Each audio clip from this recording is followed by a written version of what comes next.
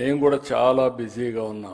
Party అధ్యక్షుడిగా సీఎంగా ఉంటున్నాను. అయినా కూడా నా వంతు కర్తవ్యంగా నేను కూడా ఒక మార్గదర్శిగా ఉండాలని 250 కుటుంబాలను నేను కూడా దత్తత తీసుకుని నేను కూడా వ్యక్తిగతంగా మానిటర్ చేస్తున్నానని చెప్పి కూడా నేను మీకు తెలియజేస్తున్నా.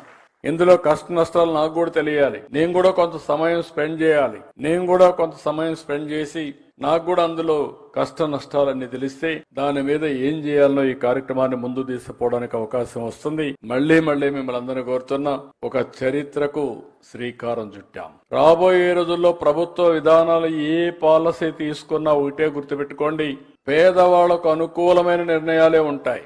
అదే సమయంలో సంపద సృష్టించాలి. సంపద సృష్టించాలంటే ఆదాయం పెరగాలి. ఆదాయం పెరిగితే గవర్నమెంట్ కి వెసులుబాటు వస్తుంది. మళ్లీ పేదవాళ్ళకి ఇప్పుడు 4,000 రూపాయలు పింఛన్ ఇస్తున్నాం అంటే చాలా మంది ఆశ్చర్యపోతున్నారు. మనలో సగం కూడా ఇవ్వడం లేదు కొన్ని రాష్ట్రాలు. ఒకటి ఆదాయం ఉండాలి, మంచి మనసు కూడా ఉండాలి. ఆదాయం లేకపోతే మనసున్నా ఇవ్వలేము. ఒకవేళ గాని మనసుండి ఇవ్వాలనుకుంటే ఆదాయం లేకపోతే పర్మిట్ చేయదు. ఈ రెండు కూడా సమాంతరంగా ముందుకు తీసుకుపోవాల్సిన అవసరం ఉంది. ఈ రెండు తీసుకుపోతూనే దాన్ని జయప్రదం చేయాలంటే స్వచ్ఛందంగా ప్రతి ఒక్కరూ ముందుకు రావాల్సిన అవసరం ఉంది. నా బాధ్యత నేను చేస్తాను. నేను ఎక్కడ మీటింగ్ పోయినా నా మీటింగ్ లో కంపల్సరిగా ఒక 2-3 బంగారు కుటుంబాలు, ఒక 2-3 మార్గదర్శకులు పెట్టుకుని మాట్లాడిస్తున్నా. ఎందుకు మాట్లాడిస్తున్నానంటే మీలో ఒక చైతన్యం తేవడానికి, ఇంకొక పక్క మీకు ఒక స్ఫూర్తినివ్వడానికి.